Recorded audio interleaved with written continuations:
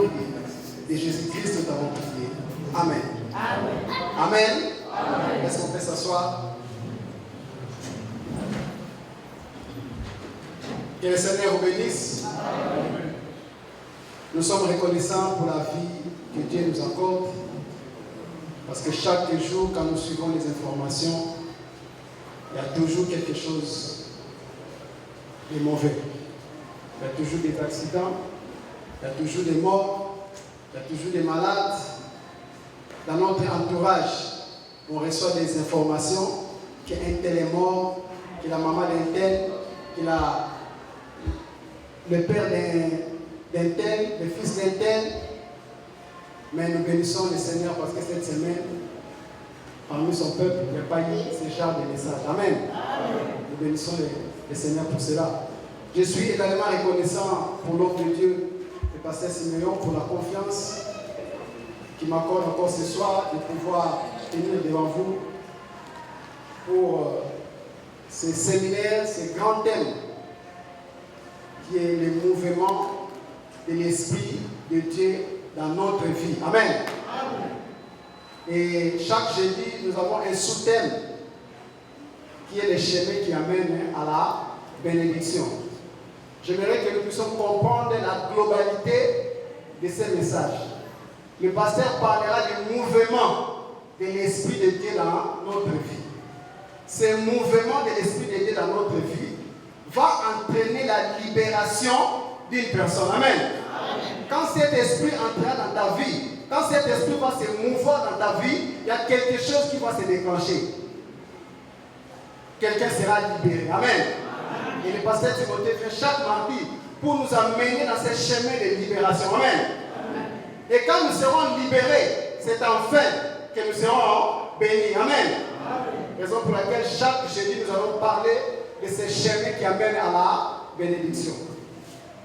Vous savez, souvent, ce thème de bénédiction, c'est un thème que beaucoup de croyants aiment. Vous savez pourquoi? Parce que la bénédiction, c'est les résultats d'un travail.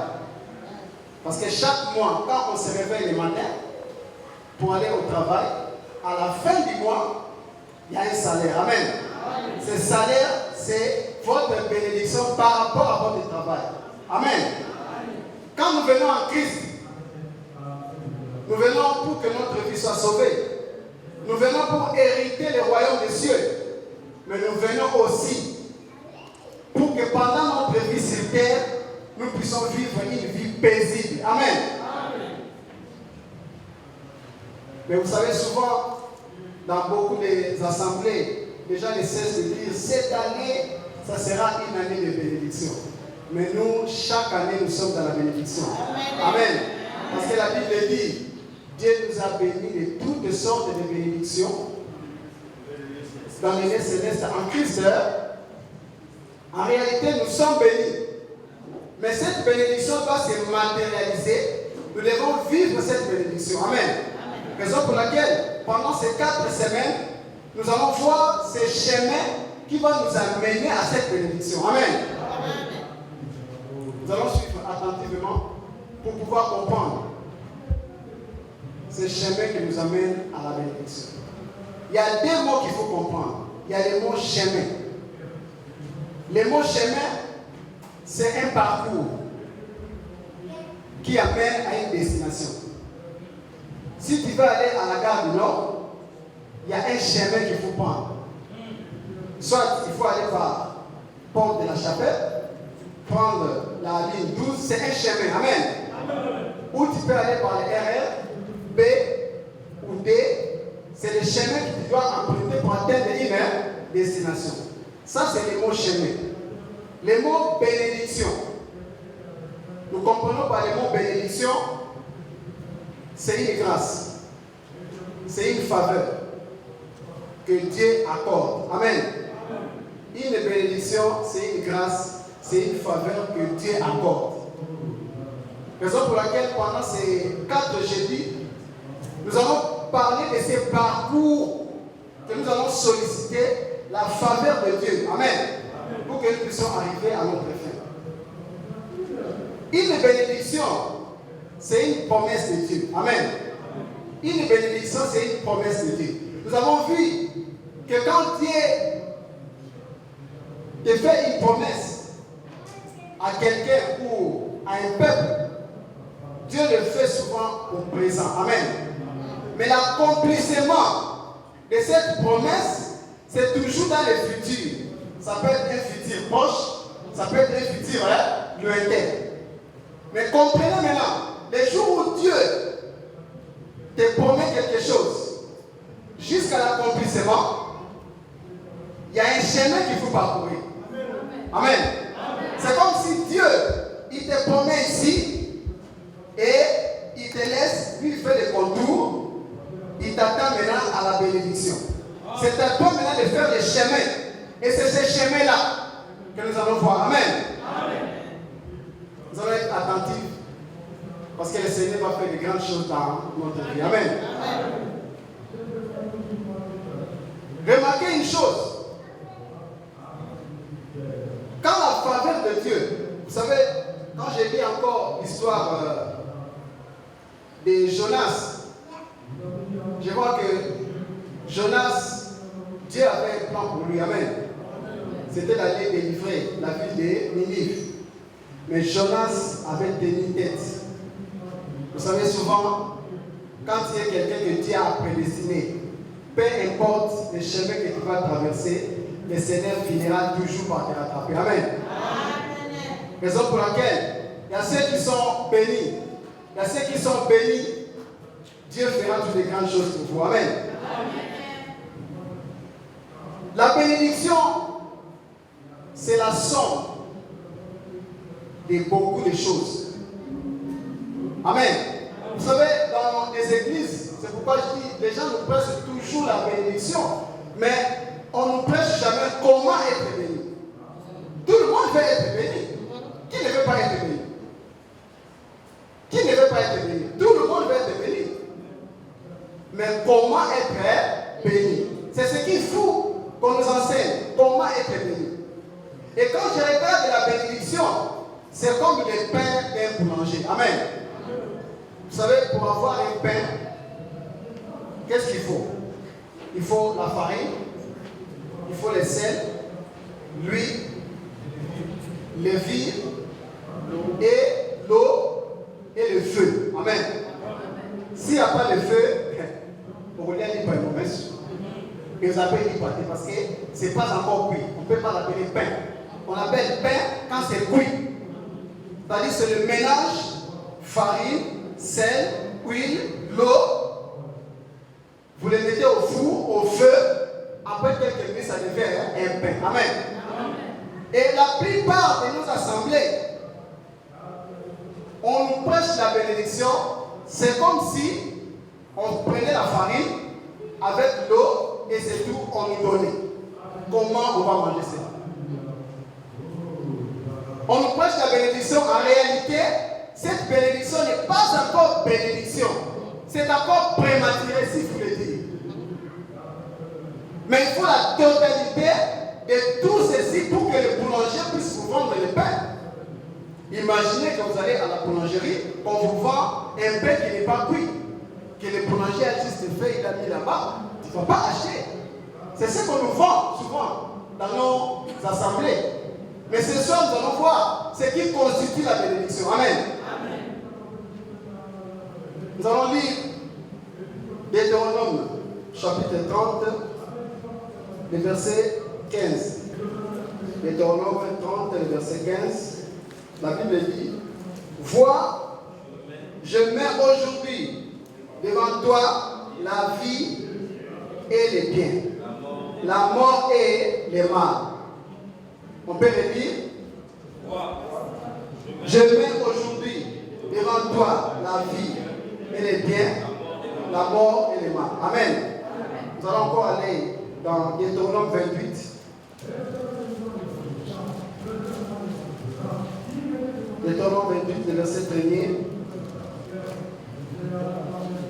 La Bible dit: si tu obéis à la voix de l'Éternel ton Dieu, en observant et en mettant en pratique tous ces commandements que je te prescris aujourd'hui, l'Éternel ton Dieu te donnera la supériorité sur toutes les nations. Parole du Seigneur.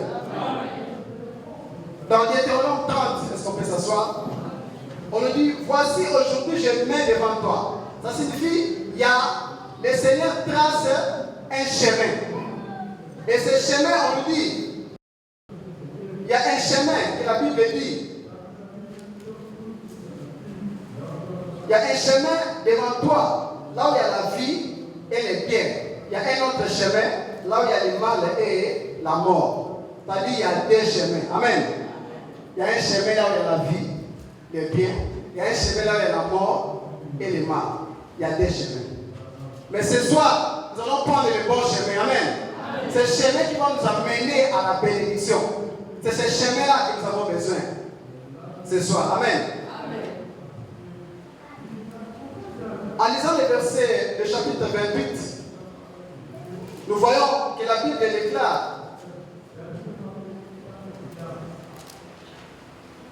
si tu obéis à la voix de l'Éternel ton Dieu, en observant et en mettant en pratique tous ces commandements que je te prescris aujourd'hui, l'Éternel ton Dieu te donnera la supériorité sur toutes les nations de la terre. Si tu obéis, la bénédiction, tout le monde la veut. Mais la première des choses que nous devons avoir, la première des choses dans ce chemin que nous commençons pour aller vers notre bénédiction, c'est l'obéissance. Sans l'obéissance, il n'y a pas de bénédiction. Sans l'obéissance, le peuple ne sera jamais béni. Raison pour laquelle, aussi longtemps que nous parlerons de la bénédiction, il faut absolument qu'on nous parle de l'obéissance. À la maison, pour ceux qui sont parents, nous avons des enfants, n'est-ce pas? L'enfant qui est toujours obéissant, cet enfant-là, il est toujours gâté. Mais l'enfant qui est toujours têtu, turbulent, souvent les parents disent: ah, lui, bon, on n'achète pas pour lui, parce qu'il me fait casser la tête. Ah, lui, non, il a toujours des bonnes notes, bon, on achète pour lui. C'est-à-dire les parents sont encouragés, motivés d'acheter, de donner les cadeaux pour l'enfant obéissant. Mais pour l'enfant qui n'est pas obéissant, souvent c'est difficile. Amen. La plupart de nous, ceux qui ont grandi en étant des enfants difficiles, ils peuvent témoigner. C'est comme s'ils ont eu les sentiments que les parents les aimaient vraiment pas. C'est parce qu'ils étaient turbulents. Amen. Mais pour ceux qui étaient obéissants, ils ont senti l'affection des parents, l'amour des parents, les cadeaux des parents, l'obéissance. On ne peut parler de la bénédiction sans obéissance, ça n'existe pas. Il n'y a pas de bénédiction sans obéissance. Quand nous parcourons les Écritures, j'aime toujours prendre l'exemple de ces grands hommes, notre père dans la foi, Abraham. Quand nous regardons l'histoire d'Abraham, nous voyons que Dieu va demander à Abraham de quitter son pays pour que Dieu puisse lui faire une grande nation, pour qu'il devienne le père des multitudes. C'était la promesse de quitter son pays. Vous savez, souvent, ce n'est pas facile. Nous encore, nous avons quitté nos pays parce qu'il y avait la famine, il y avait la guerre, il y avait ceci. Mais Abraham, dans son pays, il était bien. Mais Dieu lui demande de quitter. Abraham, qu'est-ce qu'il a fait? Abraham, il a obéi. Si Abraham n'obéissait pas de quitter son pays, croyez-moi aujourd'hui, Abraham ne serait jamais le père des nations. Il ne serait jamais le père des multitudes. Parce qu'Abraham, il a obéi. Vous savez, souvent, quand on obéit à la voix de Dieu, certaines personnes le trouvent un peu bizarre. Amen. Souvent, dans votre entourage, quand vous commencez à prier, vous laissez ceci, vous laissez cela. Vos camarades vous disent: mais ah, toi tu as beaucoup changé. Comment tu as laissé ceci? Ah, mais le Dieu là qui vous prie, c'est un peu bizarre. Oui, pour eux, ça devient bizarre. Mais pour toi, tu obéis à la voix de Dieu. Amen. Noé, en construisant l'arche, vous savez, ça paraît un peu absurde. Il n'y a pas la pluie, il n'y a pas la mer, il n'y a rien. Toi, tu commences à construire un grand bateau. Mettez-vous un peu à la place, pas de Noé, parce que Noé, le Seigneur lui a parlé. Mais mettez-vous à la place des gens qui vivaient avec Noé. Ils ont vu, mais cet homme-là, il est fou. Les gens même s'est moqué de lui. Parce que pourquoi Dieu voulait détruire la terre? Parce qu'il y avait trop de péchés. La Bible dit, l'Éternel s'est répandant là-bas, créer l'homme. Donc, on croit que les gens qui vivaient avec Noé, c'était des moqueurs. Ils ont commencé à se moquer de lui. Mais Noé a obéi. Vous savez, souvent, obéissez. Même si devant vos amis, ça paraît être absurde. Mais vous obéissez. Si Noé n'avait pas obéi, croyez-moi, Noé et toute sa famille, ils allaient périr. Si tu obéis à la voix de l'Éternel, si tu obéis, les si conditionnent ce qui suit. Amen. Amen. Le français, toujours quand il dit si, ça signifie ce qui va arriver après dépend de ce que tu vas faire. Amen. Amen. Si tu obéis, donc la bénédiction de Dieu est conditionnée par l'obéissance. L'obéissance à quoi? L'obéissance à la voix de l'Éternel. Si tu obéis, s'il n'y a pas d'obéissance, croyez-moi, il n'y aura pas de bénédiction. La Bible poursuit en disant, si tu obéis à la voix de l'Éternel ton Dieu, en observant et en mettant en pratique tous ses commandements. C'est là où c'est très difficile pour les croyants aujourd'hui. La Bible dit, si tu obéis à l'Éternel, ton Dieu, en observant, le mot observer veut dire examiner. Amen. J'aime toujours les gens qui examinent les Écritures pour tel problème. Qu'est-ce que Dieu a dit dans la parole?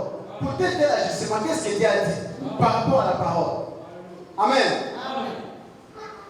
Les chrétiens de Béret, c'est comme ça qu'ils faisaient. On les enseignait et retournaient à la maison pour relire, pour revoir par rapport à cette situation. Ils s'examinaient. Le mot observer veut dire examiner. Nous devons examiner la parole chaque fois. Non seulement examiner, mais mettre en pratique.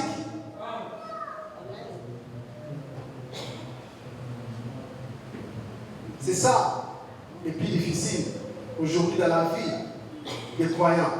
Pouvoir observer la parole et mettre la parole en pratique. Nous continuerons à insister sur ces points-là. Obéir à la voix de Dieu. Vous savez, souvent, les gens sont aujourd'hui habitués à obéir aux prophéties. Les gens aujourd'hui sont habitués à obéir à telle chose. Vous savez, la prophétie par excellence, c'est la parole de Dieu. Vous savez. Amen. La voix de l'Éternel, ce n'est pas forcément la prophétie. Ce n'est pas forcément la vision. Mais la voix de l'Éternel, c'est sa parole. Amen. La voix de l'Éternel, c'est sa parole. Donc la bénédiction est conditionnée par l'obéissance à la parole de Dieu, qui est la voix de l'Éternel. Si nous obéissons, nous observons et nous obéissons, nous mettons en pratique tous les commandements. Tous les commandements. Aujourd'hui, on essaie de ne pas faire ça, mais si c'est d'autres points, on est encore, voilà. Quand la Bible dit tous les commandements. Il ne faut pas être tiède. Les épîtres disent, ceux qui seront tièdes, ils seront vomis. Il ne faut pas être tiède. soit tu es froid, soit tu es chaud. Et pour la totalité de la parole. C'est ça l'obéissance à la parole. Et c'est là où c'est devenu très difficile aujourd'hui. Mais par la grâce de Dieu et par l'aide du Saint-Esprit, nous pourrons mettre en pratique toute la totalité de la parole de Dieu pour que nous puissions être bénis. Sinon, nous allons nous arrêter en chemin. Nous serons comme celui qui a construit une grande maison, mais qui n'a pas pu finir la maison. Et notre bénédiction sera une maison inachevée. Mais nous ne voulons pas vivre cette genre de bénédiction. Nous voulons vivre une bénédiction dans sa totalité, une bénédiction accomplie. Amen. Vous savez, Dieu ne fait jamais les choses en partie. Jamais en partie. Dieu fait toujours dans la totalité. Raison pour laquelle il demande aussi que nous puissions pratiquer la parole dans la totalité. Parce que lui, il n'est pas partiel. Israël croyait que devant la mer rouge, c'était fini pour eux. Mais comment ils vont nous délivrer là-bas entre les mains du Pharaon? Et devant la mer rouge, les Égyptiens vont venir nous tuer. Ils ont commencé à pleurer, à vouloir Moïse. Ils ont vu comme si Dieu les a délivrés en partie. Mais regardez ce qui s'est passé. Une chose, c'est qu'il faut dire insalamable. Amen. Amen. Ça n'a jamais été produit dans l'histoire de l'humanité qu'on puisse diviser l'eau en deux. Amen. Amen. Je me dis, si peut-être il n'y avait pas la pression des Égyptiens derrière, peut-être Moïse allait demander aux enfants d'Israël de faire un bateau. Peut-être. Mais comme il y avait la pression derrière, les soldats venaient. Et comme Dieu n'agit jamais en partie, c'est toujours la totalité. Dieu va faire un grand miracle. Va diviser l'eau en deux. Amen. Et la promesse de Dieu s'est accomplie. Il a promis aux enfants d'Israël qu'il va leur donner une terre. Est-ce qu'aujourd'hui, Israël n'a pas les terres? Est-ce qu'aujourd'hui, Israël n'a pas les terres? C'est la totalité. Dieu ne fait jamais quelque chose en moitié. Amen. Amen. Dieu va promettre à Abraham, avancé. Aujourd'hui, la médecine va dire quand on est ménopausé, c'est fini, on ne peut plus. Une femme depuis les 60 ans ne peut plus accoucher. Un homme depuis les 100 et quelques, voilà. Mais comme la promesse de Dieu, comprenez cette chose, la promesse était faite ici, Dieu attendait l'accomplissement. Dieu était déjà là-bas. C'était maintenant à Abraham de faire ce chemin. Amen. Nous allons voir plus loin que si cela dépendait que de Sarah, je pense que Abraham n'allait pas avoir de fils. Amen. Mais Abraham a fait ce chemin. Abraham est resté obéissant à Dieu. Les disciples, Christ va partir. Il va leur dire, vous ne devez pas vous éloigner de Jérusalem, afin que le Saint-Esprit survienne sur vous. Quand j'ai lu cette parole, j'ai dit, mais Seigneur, c'est que si les apôtres déplaçaient, mais le Saint-Esprit n'allait pas survenir sur eux. Est-ce que quelqu'un me comprend? Pourquoi Christ va leur demander de ne pas bouger, de ne pas s'éloigner de Jérusalem? C'est que la bénédiction de Dieu a une adresse.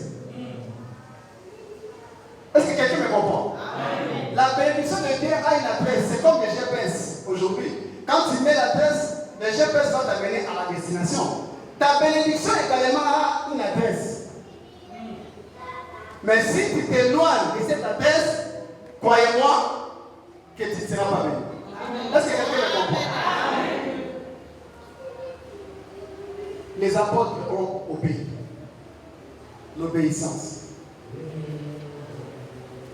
Si on n'obéit pas à la parole de Dieu, croyez-moi, nous ne pourrons pas parler de la bénédiction. Les hommes de Dieu pourront passer ici devant, déclarer des paroles. Mais aussi longtemps que le peuple restera désobéissant à Dieu, la faveur de Dieu ne sera pas favorable. Car Dieu agit si nous sommes obéissants. Et c'est conditionné l'obéissance. Est-ce qu'on peut acclamer le Seigneur?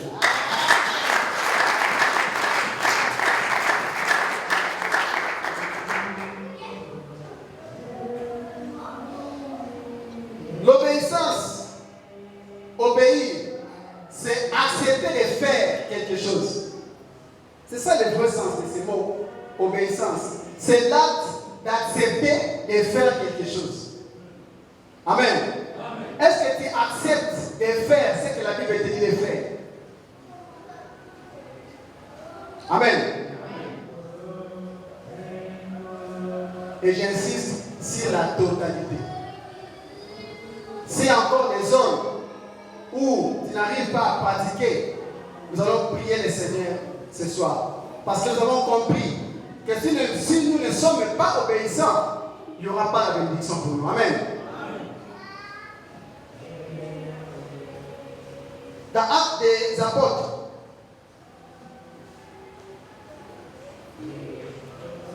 nous avons vu que les disciples étaient obéissants par rapport au message que le Christ leur avait donné de ne pas s'éloigner. Et aujourd'hui, j'aimerais dire à quelqu'un de ne pas s'éloigner de Dieu. Amen. De ne pas s'éloigner de Dieu. Car ta bénédiction, si tu t'éloignes de Dieu, cette promesse faite ne pourra pas se réaliser. Amen. L'obéissance.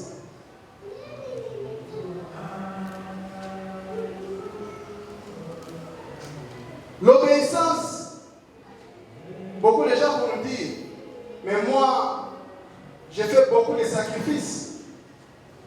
Mais en lisant la parole de Dieu, nous allons lire ça, j'aime bien ces versets. Ce n'est pas en faisant beaucoup de sacrifices. Tu te réveilles très tôt, tu pries. Chaque fois tu es à l'église, chaque fois tu es à l'intercession, c'est bien. Tu es tenté de faire des sacrifices pour le Seigneur. Mais la Bible déclare dans 1 Samuel, chapitre 15, le verset 22, nous pourrons lire que l'obéissance vaut mieux que les sacrifices. C'est-à-dire, pour quelqu'un qui va se sacrifier et pour la personne qui sera obéissant, Dieu donnera faveur à celui qui est obéissant. Amen. L'obéissance vaut mieux que les sacrifices. Dans Proverbe chapitre 21, également, le verset 3, Proverbe 21, chapitre 3, la Bible déclare: la pratique de la justice et de l'équité, voilà ce que l'Éternel préfère au sacrifice. La pratique de la justice et de l'équité, voilà ce que l'Éternel préfère au sacrifice. Donc ça joint ce verset qui dit que l'obéissance vaut mieux que les sacrifices. C'est bien de pouvoir les sacrifier, mais ça sera encore mieux d'être obéissant. Amen. Car sans l'obéissance, il nous sera difficile d'accéder à notre bénédiction. Parce que dans ce chemin que nous allons emprunter pour arriver à notre bénédiction, si nous n'avons pas l'obéissance, je pense que nous allons nous attarder là-dessus. Car c'est très capital. Tous les grands à travers la Bible, tous ceux qui ont reçu avec le Seigneur, lisez leur histoire. Vous allez remarquer que c'était des hommes et des femmes qui étaient obéissants à la voix de l'Éternel. Si tu veux réussir, si tu veux vivre ta bénédiction, la première condition, c'est d'être obéissant. Et être obéissant veut dire aimer le Seigneur. Amen. L'obéissance, c'est l'amour qu'on manifeste vis-à-vis de notre Dieu. Celui qui obéit à Dieu, c'est celui qui aime ce Dieu-là. Amen. On ne peut pas parler de l'obéissance sans amour. On obéit parce qu'on aime ce Dieu-là. On aime ce qu'il dit. Mais qui est celui qui va dire qu'il aime le Seigneur s'il ne pratique pas? Amen. 1 Jean. Première épître de Jean.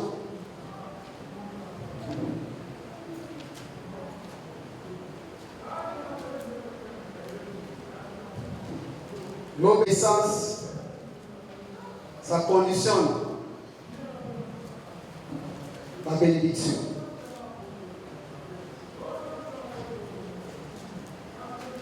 Celui qui va dire qu'il aime le Seigneur sans pouvoir pratiquer ce que Dieu lui dit de faire, cette personne n'aime pas le Seigneur. Amen. Et celui qui n'aime pas le Seigneur, c'est celui qui n'obéit pas. Amen. Première épître de Jean, chapitre 5, le verset 3, la Bible déclare: car l'amour de Dieu consiste à garder ses commandements. Et ces commandements ne sont pas pénibles. L'amour de Dieu consiste à garder ses commandements. Garder les commandements de Dieu, c'est être obéissant. C'est obéir à la parole de Dieu. Celui qui va dire qu'il obéit à la parole, c'est celui qui garde les commandements de Dieu.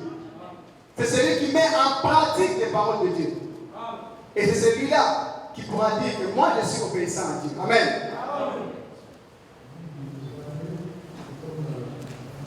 La Bible déclare que mon peuple m'invoque de lèvres, mais leur cœur est éloigné de moi. C'est là où j'ai compris. Pour pouvoir obéir à Dieu, ça ne doit pas être des lèvres. Amen. Ça ne peut pas être des lèvres, mais ça doit venir du cœur. Amen.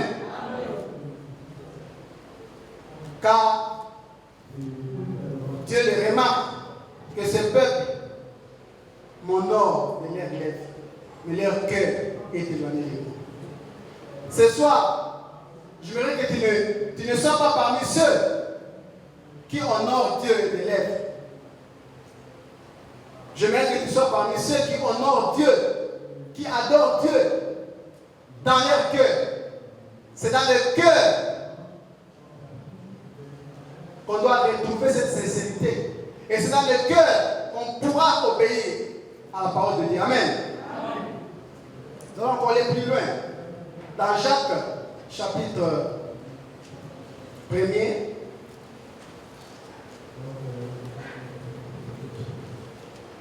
l'obéissance.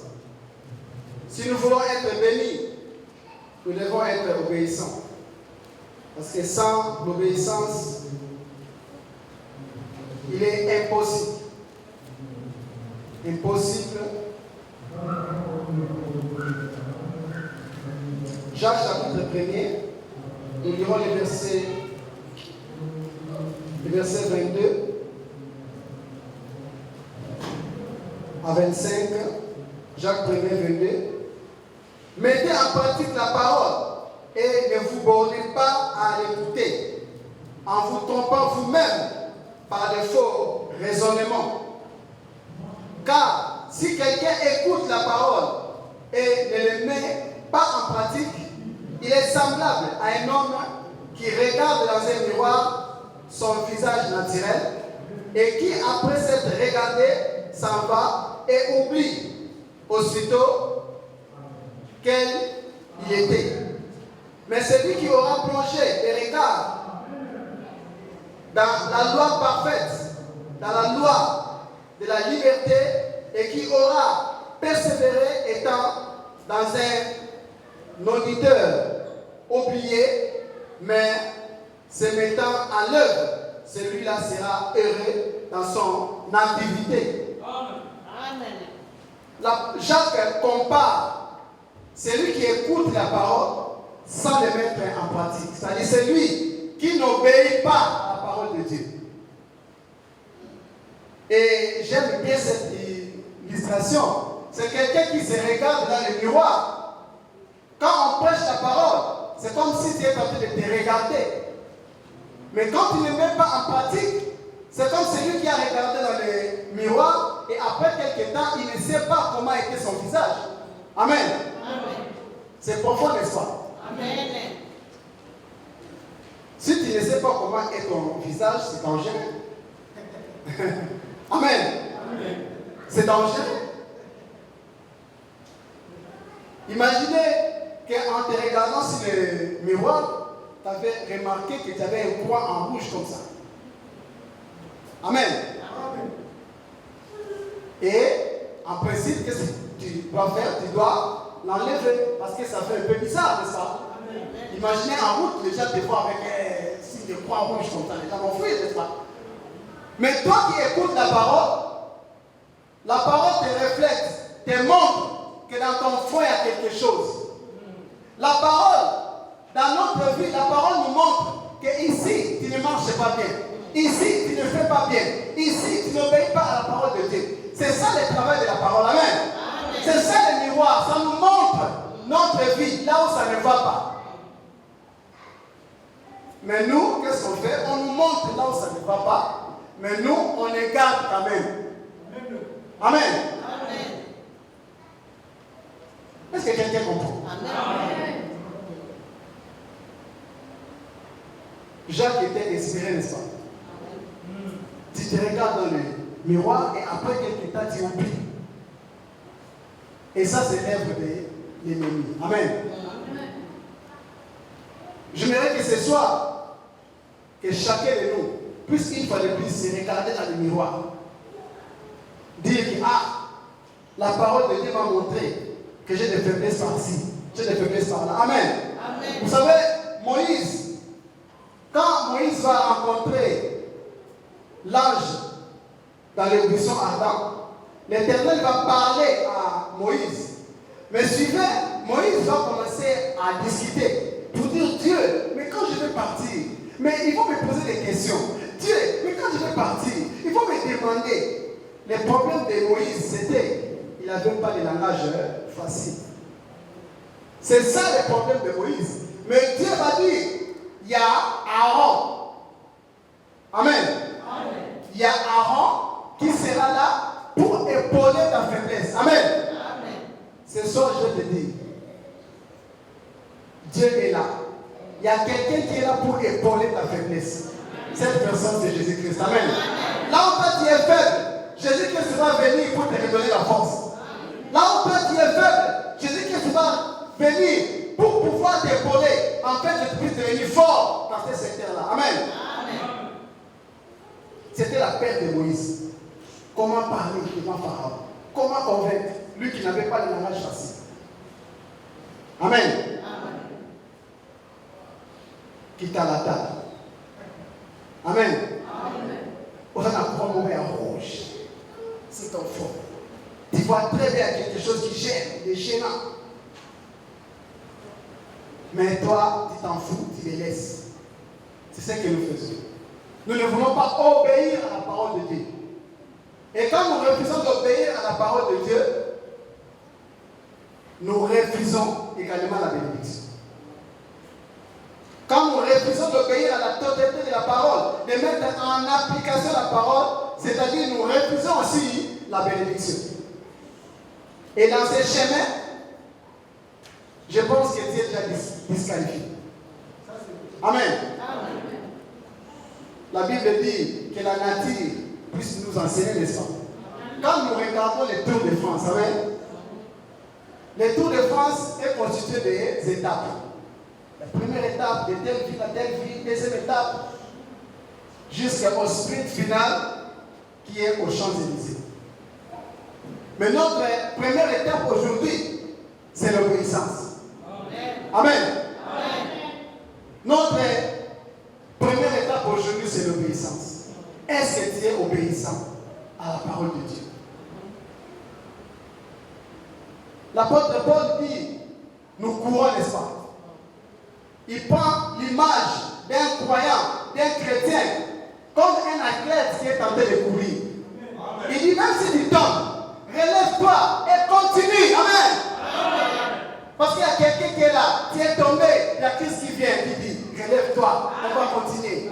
Amen. Pourquoi? Parce qu'il veut que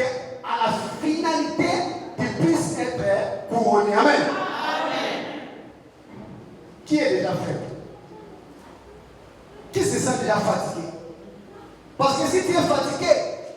Juste la première étape, qui est l'obéissance. Si tu n'arrives pas à être obéissant, mon frère, ma soeur, oublie la faveur de Dieu. Oublie la bénédiction de Dieu. Si tu veux être obéissant partiellement, tu veux faire juste ça, mais ça je ne fais pas. Oublie la bénédiction de Dieu. Je dis toujours que la parole de Dieu marche avec une exactitude mathématique et une précision scientifique. Vous savez, pour avoir l'eau, les chimistes, pour avoir l'eau, il faut 2 molécules d'hydrogène et 2 molécules d'oxygène et molécules d'air. S'il y a 1, il n'y a pas d'eau. Amen. Si c'est 1, il n'y a pas d'eau. Il faut qu'il y ait 1 et 2 pour que vous puissiez avoir l'eau. Si tu veux être béni, commence par être obéissant. Si tu veux voir la faveur de Dieu, commence par être obéissant. Si tu veux vivre les grandes choses avec Dieu, commence par être obéissant. Et j'insiste à la totalité de la parole. Est-ce qu'on peut acclamer le Seigneur?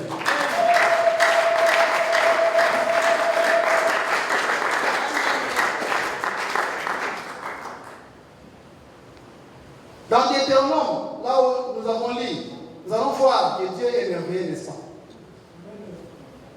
Dieu est merveilleux. Toi qui vas obéir à la parole du Seigneur, toi qui vas mettre en pratique la parole du Seigneur, Deutéronome 28, le verset 3, la Bible déclare, je commence au verset 2, voici toutes les bénédictions qui se répandront sur toi et qui seront ton partage lorsque tu obéiras à la voix de l'Éternel, ton Dieu. Tu seras béni dans la vie et tu seras béni dans les champs. Amen. Tu seras béni dans la vie et tu seras béni dans les champs. Amen. Les fruits de tes entrailles, les fruits de ton sol, les fruits de tes troupeaux, les portées de ton corps et de ton menu bétail, toutes ces choses seront bénies. Les fruits de tes entrailles, c'est-à-dire tout ce qui sortira de toi. Amen. Tout ce qui sortira de toi sera béni. Amen. Frère et fils, nous avons béni parce qu'ils sont de toi. Amen. Parce que toi, tu as observé la parole de Dieu, tu as obéi à la parole de Dieu. En retour, le Seigneur dit, les fruits de tes entrailles seront bénis. Et quand cette parole était adressée, la plupart d'eux, c'était des gens qui élevaient, c'était des éleveurs, n'est-ce pas? Et Dieu dit, leurs troupeaux seront bénis. C'est-à-dire, leurs travail seront bénis. C'est lui qui obéira à la parole de Dieu, qui mettra en pratique, son travail également sera béni.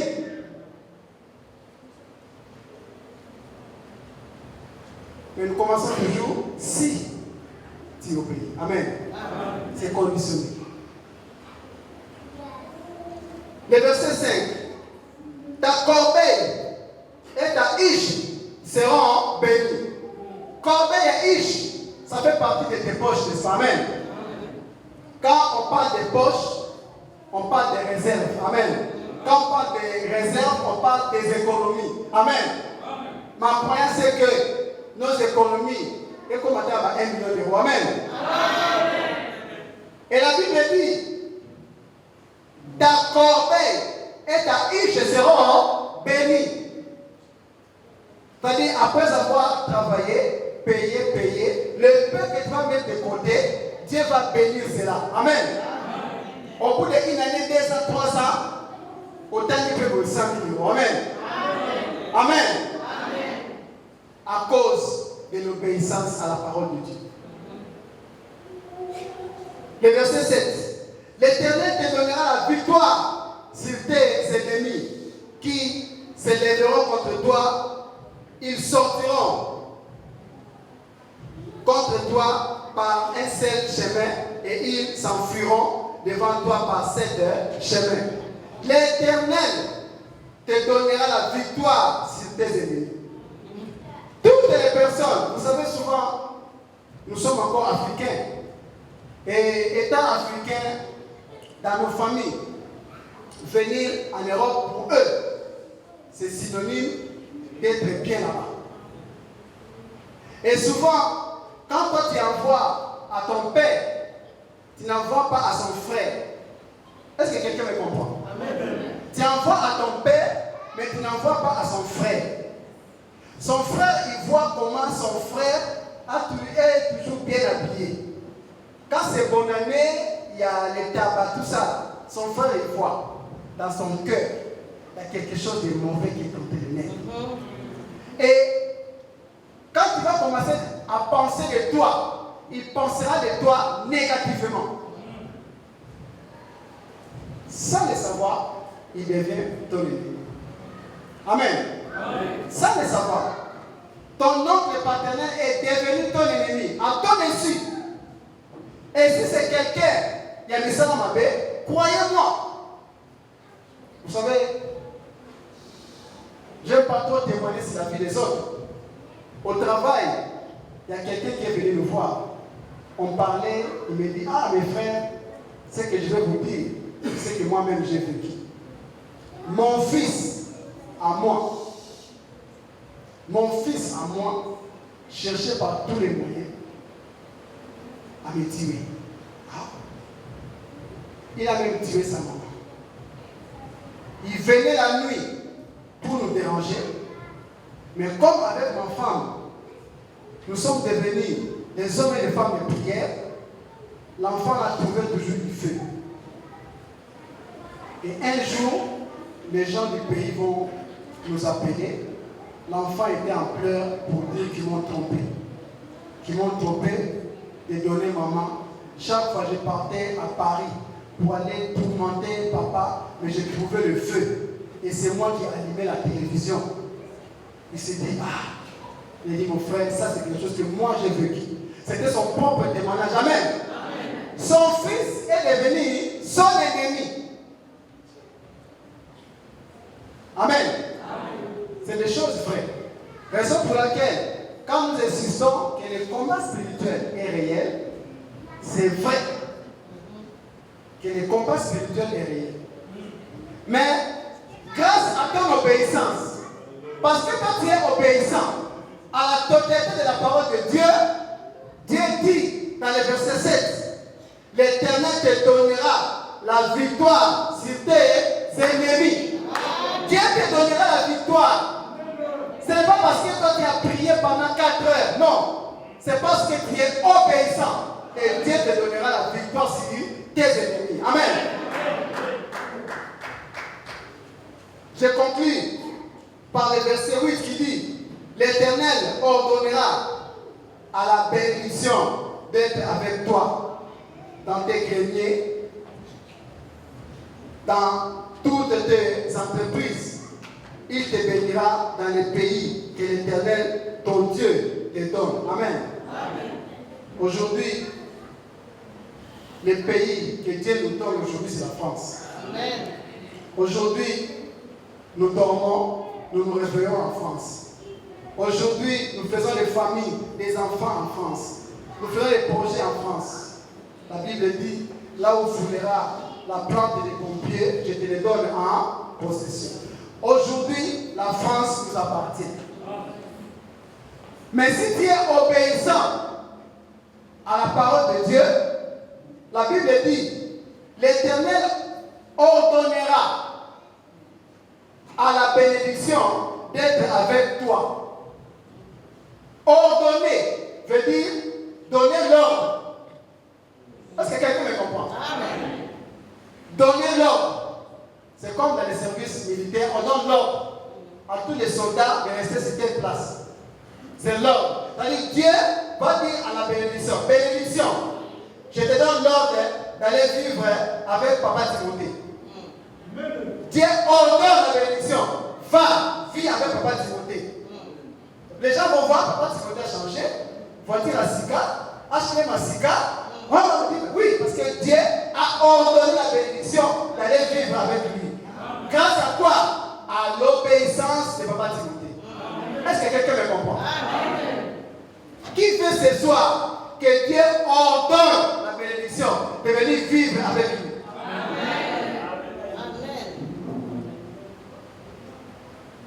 Est-ce que nous voulons que Dieu puisse ordonner ce soir la bénédiction de venir dans ta maison? Parce que dans ce chemin qui conduit vers la bénédiction, l'obéissance, c'est ça notre première étape. Si nous ne sommes pas obéissants, tout va ça. Amen. Nous allons prier. Nous allons dire à Dieu d'ordonner la bénédiction de venir dans ma vie. Je ne sais pas ce qui bloque. Je ne sais pas ton sujet de prière. Je ne sais pas tes projets d'avenir. Je ne sais pas si quelle situation tu es en train de traverser. Mais ce soir, la parole de Dieu nous dit d'être obéissant à la voix de Dieu. Si nous sommes obéissants à la voix de Dieu, nous verrons la main de Dieu. Si nous sommes obéissants à la voix de Dieu, nous aurons la faveur de Dieu. Si nous sommes obéissants à la voix de Dieu, Dieu ordonnera la bénédiction de venir vivre avec nous. Alléluia.